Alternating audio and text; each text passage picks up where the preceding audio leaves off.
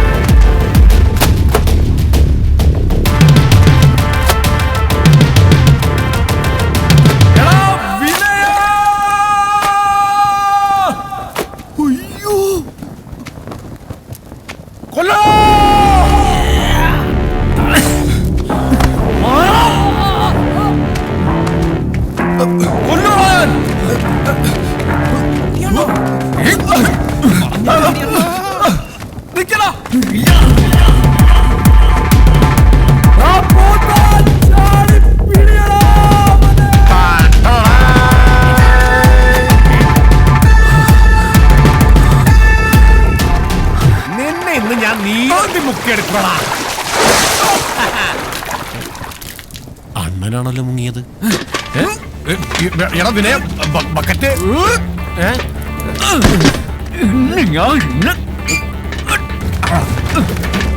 ഇവന്റെ തലകീതാ ചേരുന്നത്.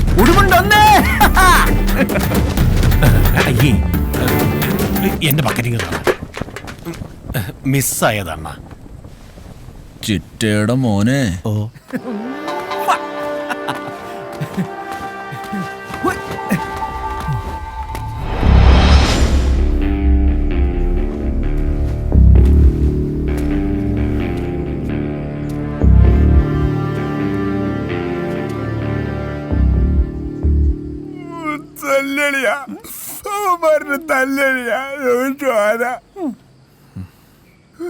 പാവം, ഇവന് നന്നായിട്ട് കിട്ടി. നിനക്കൊന്നും പറ്റാഞ്ഞ നന്നായി. നിനക്ക് കിട്ടുന്ന കത്ത് കസ്റ്റു, ഞങ്ങൾക്ക് കുത്തും ചോട്ടു. അല്ലല്ലോ ഞങ്ങളും നല്ല ഇവിടെ ആർക്കും ചോദിക്കാൻ പറഞ്ഞില്ലല്ലോ.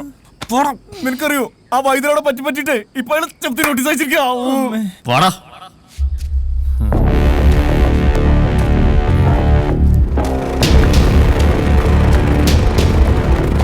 വള്ളിയും തെറ്റി പുള്ളിയും തെറ്റി.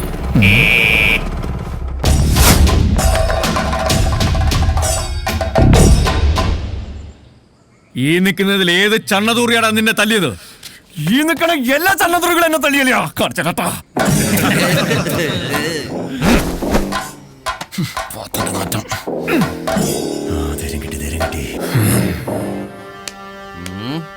അരേ തു ചക്ക. എന്തുവാടാ? അണ്ണന്റെ തന്തയ്ക്ക് വിളിച്ചാ തോന്നുന്നു. നോക്കി നിൽക്കാതെ തിരിച്ചു വിളിയണ്ണ.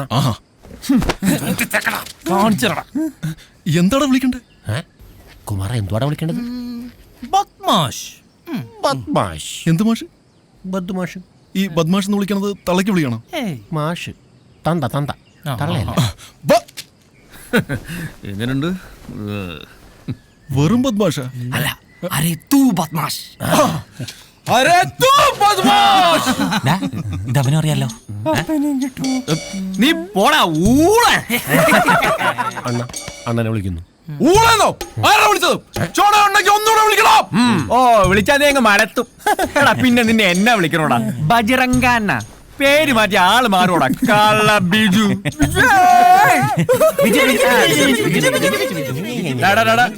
എന്റെ പേര് ബജ്രംഗൻ. വിനയ, വടക്കം ഭാഗത്ത് പെമ്പിള്ളാരെ വളയ്ക്കാൻ കത്തും കാസറ്റും കിടിപിടിയായിട്ടുള്ള നിന്റെയൊക്കെ അഭ്യാസം ഉണ്ടല്ലോ, അത് ഇങ്ങോട്ട് ഉണ്ടാക്കണ്ട. നീയൊക്കെ ഇനി എന്ത് കസർത്ത് കാണിച്ചാലും ഇനിയും കൊടുക്കും. കത്തും കൊടുക്കും, ഈ കാസറ്റും കൊടുക്കും. ചോടയാണെങ്കിൽ നീ ഒന്ന് തടഞ്ഞു നോക്കും. പിന്നെ ഇതൊക്കെ ഒരു കലയല്ലേ ശ്രീ ബിജു. വേണമെങ്കിൽ പഠിപ്പിച്ചു തരാം. എന്തെങ്കിലും സംശയം ഉണ്ടെങ്കിൽ വിളിച്ചാൽ മതി. My phone number is 225555. അത് കലക്കി. 22 അണ്ണാ 2255. നമ്പർ നോട്ട് ചെയ്ത് അവരെ പോയി പിടിക്കണം. ഒന്നും നോക്കണ്ട വിട്ടോടാ. ചാഞ്ഞു നിൽക്കണം മാവേലിത്തിരി എന്നോടൊപ്പം കേറി പറിക്കാൻ എനിക്കറിയില്ലൊരു താഴെ നിന്ന് വിളിച്ചോണ്ടേ എന്നോടൊപ്പം അവന്റെ മണ്ടയില് കേറി പറിക്കാൻ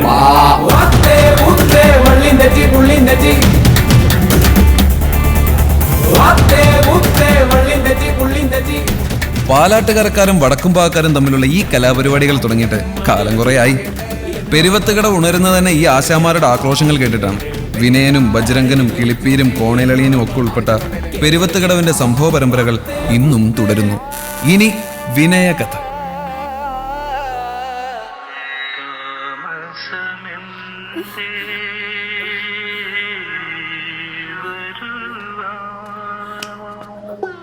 എന്റെ തേവരെ, പ്രേം നസീറിനെ പോലെ സുന്ദരനായ ഒരു ആൺകുഞ്ഞായിരിക്കണേ.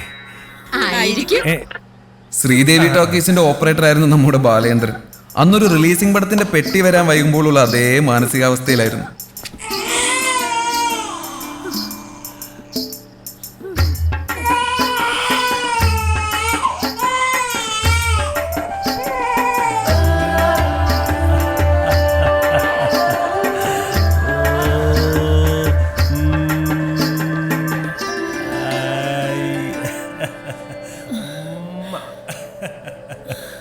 അച്ഛന്റെ പ്രേം നസീറേ. നസീറോ? പുഷ്പാഞ്ജലിക്ക് തന്നെയാണോ? അതെ, പ്രേം നസീർ ചോദ്യ നക്ഷത്രം. സിനിമ തലയ്ക്ക് പിടിച്ച ഓരോരോ നട്ടഭ്രാന്തുകളെ. ഇനി നിങ്ങളുടെ പേര് മാറുവാ മാധവിയേ. ഇങ്ങോട്ട് വാ.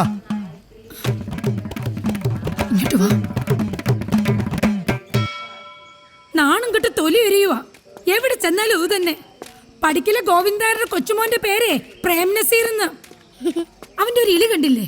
ദേ, ഇന്ന് മുതല് നിനക്ക് ഈ പേരും വേണ്ട, അച്ഛന്റെ സിനിമയും വേണ്ട. പറഞ്ഞത് മനസ്സിലായോ? ഇന്ന് മുതലേ നീ വിനയന, വിനയചന്ദ്രൻ. അച്ഛന്റെ കൂടെ സിനിമയും കറക്കി നടന്നാലുണ്ടല്ലോ, മര്യാദക്ക് പഠിച്ചു വല്ല ജോലി നേടിക്കണം. ഇങ്ങോട്ട് വന്നേ.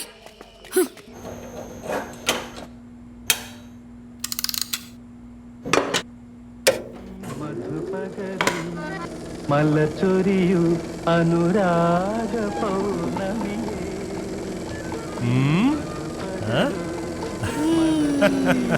അനുരാഗ പൗർണമിയേ, നീ മായല്ലേ മറയല്ലേ. കണ്ടോ? ഇഷ്ടായോ? സിനിമ കണ്ടോ? ഹായ്, നോക്കി കണ്ടോ? നസീറിനെ കണ്ടോ? ഇഷ്ടായോ?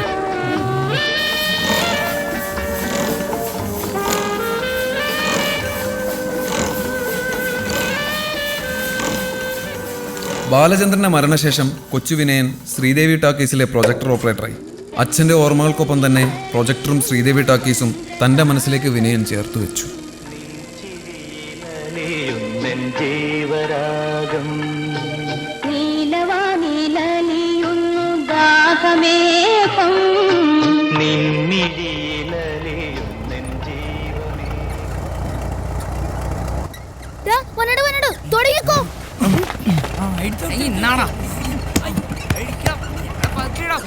ഞാൻ ഇന്ന് ശരിയാക്കണം. അയ്യോ അയ്യോ അയ്യോ, ആടാ ഇവന്മാരെന്തായി കാണിക്കുന്നേ?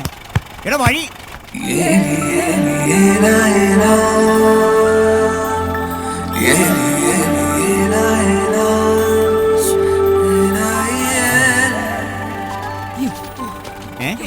എടാ ഇത് ഭഗവാന്റെ കാറാ.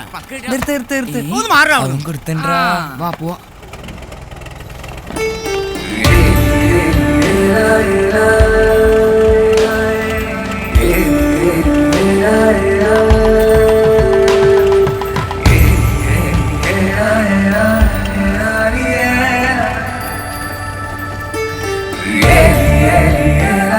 അന്ന് പെരുവത്തുകടവിൽ സംഭവിച്ചത് രണ്ട് കാര്യങ്ങളാണ്. ഒന്ന്, വിനയൻ ശ്രീദേവി പ്രണയബന്ധത്തിന് തുടക്കം കുറിച്ചു. രണ്ട്, പാലാട്ടുകരക്കാരും വടക്കുംപാക്കാരും ബദ്ധശത്രുക്കളുമായി. ഇനി അതിനുള്ള കാരണം അറിയണമെങ്കിൽ ഭഗവാനെ അറിയണം. ഇനി ഭഗവാൻ ചരിതം.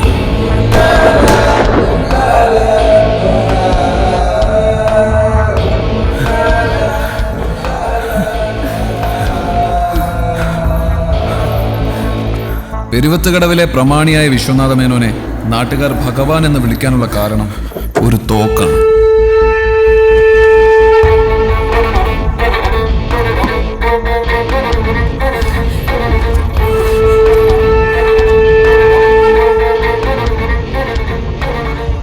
ഇത് ജർമ്മൻ മെയ്ഡ് റിവോൾവർ. 1936 ഭഗവാന്റെ കുടുംബക്കാർക്ക് 2 ജർമ്മൻ സായിപ്പന്മാർ സമ്മാനിച്ചതാണത്രേ.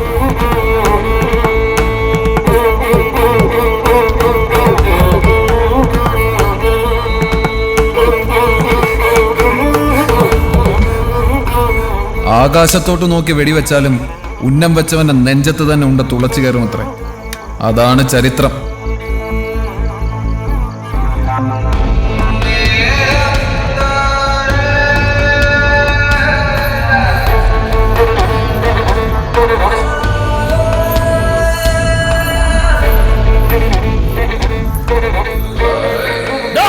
പാലാട്ടുകാരക്കാരൻ ചെക്ക ഓടരുത്, ഓടിയ 2 കൊല്ലും ഞാൻ. നിൽക്കാൻ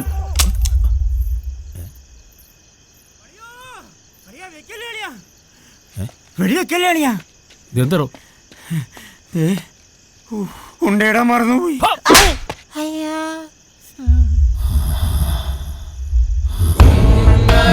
പോയല്ലേ. അന്ന് അർദ്ധരാത്രി ഭഗവാന്റെ മൂത്ത മകൾ ഒളിച്ചോടി പോയത് മുതൽ പാലാട്ടുകരക്കാരും വടക്കുംപാക്കാരും ബദ്ധ ശത്രുതയിലായി. എന്തിന്?